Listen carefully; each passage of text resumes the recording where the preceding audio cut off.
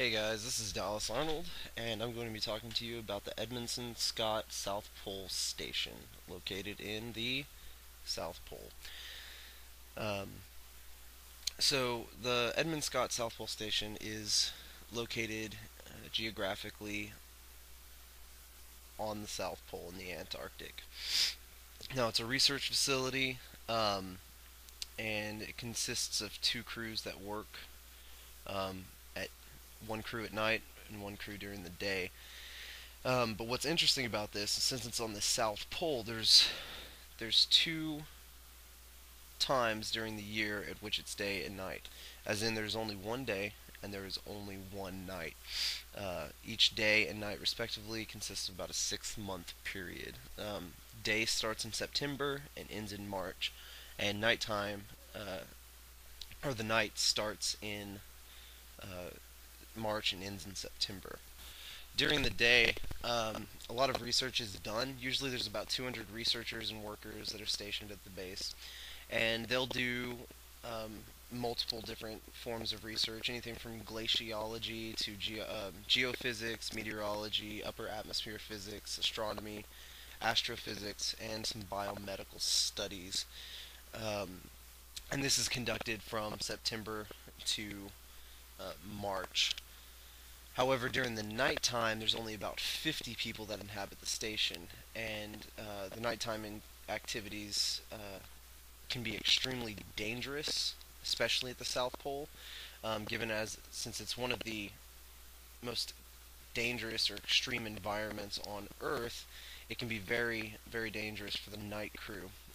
An example of this would be the temperatures can reach up to negative 100 degrees Fahrenheit, which, to kind of put that in perspective, negative 100 degrees Fahrenheit is about negative 70 to 73 degrees Celsius. And that at that temperature, cellular metabolism stops. So you can literally freeze something like bacteria, and it wouldn't grow. It would just stop. And that's really cold, especially for a biological study. Now, during the night, during the nighttime months, the night crew is actually completely isolated. So there are no planes going in, coming out. So they have to be self-sufficient, and they are. They have greenhouses. They have three major generators that operate off of jet fuel.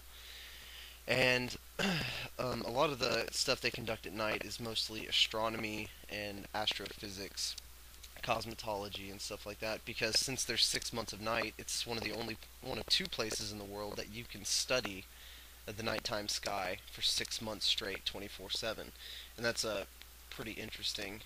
Fun fact: when the final plane leaves and the summer crew leaves, which is the daytime crew, uh, the remaining few for the nighttime months will actually watch The Thing and The Shining as a kind of let's get ready for winter situation.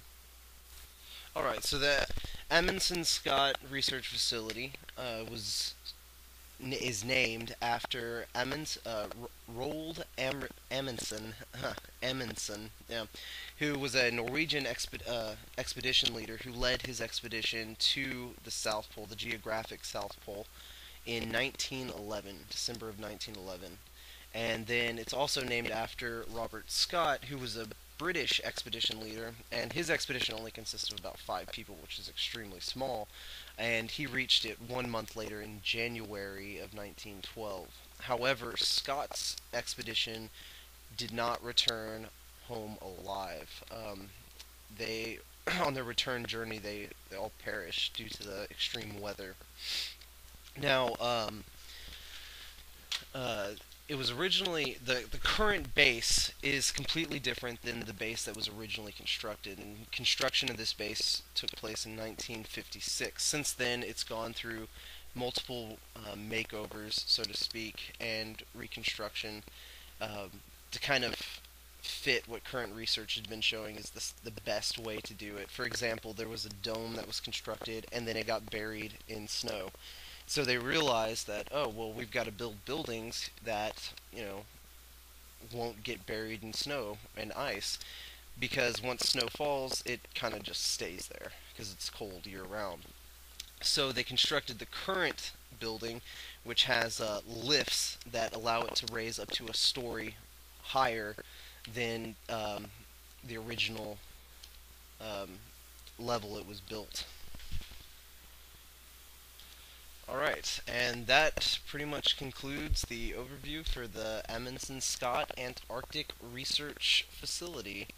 Um, Thanks for listening.